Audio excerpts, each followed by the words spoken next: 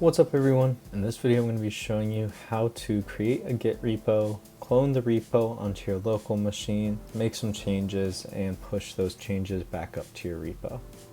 So to get started, fire up a browser of your choice and head on over to GitHub.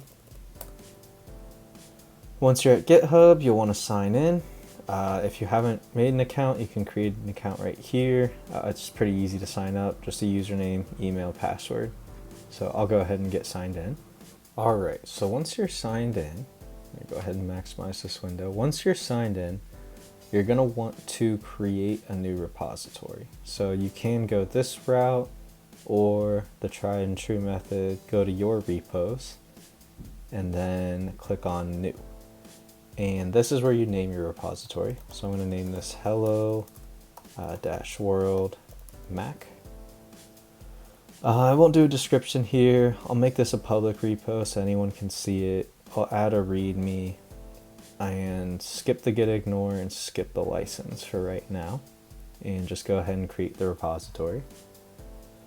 So once that's done, we now have our repo in place here. So right now this is our readme right here. So this is a good place to kind of add a description about your project or any commands or usage. The readme is a great place for that. So we want to actually do something with this repo, right? So to clone it, which basically means just to get it onto your local machine, you'll want to do one of these three options. I've always used HTTPS, and all you have to do is just click here to copy that. And that's just the HTTPS address. So then open up your terminal, and then you'll want to go to a location that you want to clone this into. So if I do ls, I'm going to go to my documents and then allow terminal to access that. And then I'll create a new folder. So mkdir, I'll just call it dev. And then I'll cd into the dev folder. And here is where I'll do my git clone and paste the HTTPS address. This is assuming that you do have git installed. So if you don't have git installed, this git command won't work. So now that we have our clone in place, now we're ready to start working with the repo. All right, so now I want to start working with the repo. So I'm going to open up Visual Studio Code. If you don't have this installed, I do have a video on how to install it. It's a really great IDE, makes the programmer's life a lot easier. I highly recommend it. So I'm going to do open, and then it's in my documents, and then dev and hello world Mac is the folder. So I'll go ahead and open up this folder, and now I want to add a new file. So this is going to be a Python program. It's going to be hello_world.py. So in this program, you might have guessed it, but I'm just going to do print hello world. So another really good thing to do with your VS Code, I highly recommend this, turn on autosave.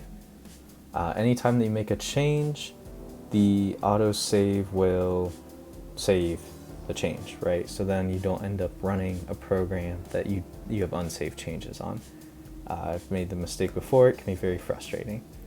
So now we want to use our terminal, and VS Code has terminal integration. So you can just open up a terminal right here, and now I want to run this program.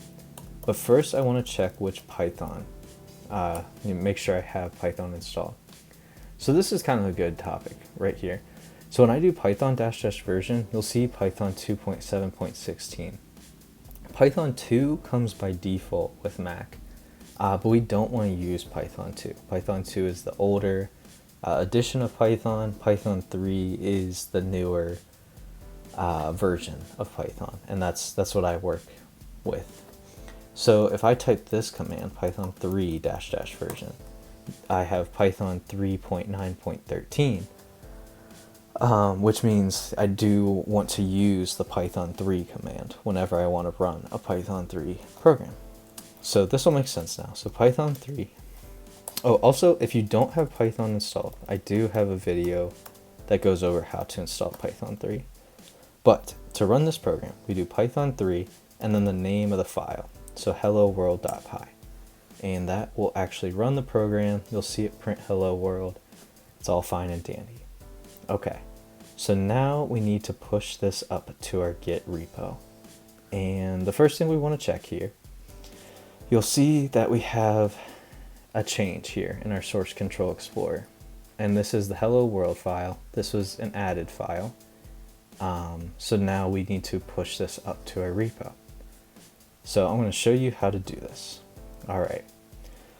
So the first thing we're going to want to do is git add and then dot. That just means add all of the files, like stage them, get them ready to commit. So then we do git commit -m, which means message, and we'll say first commit.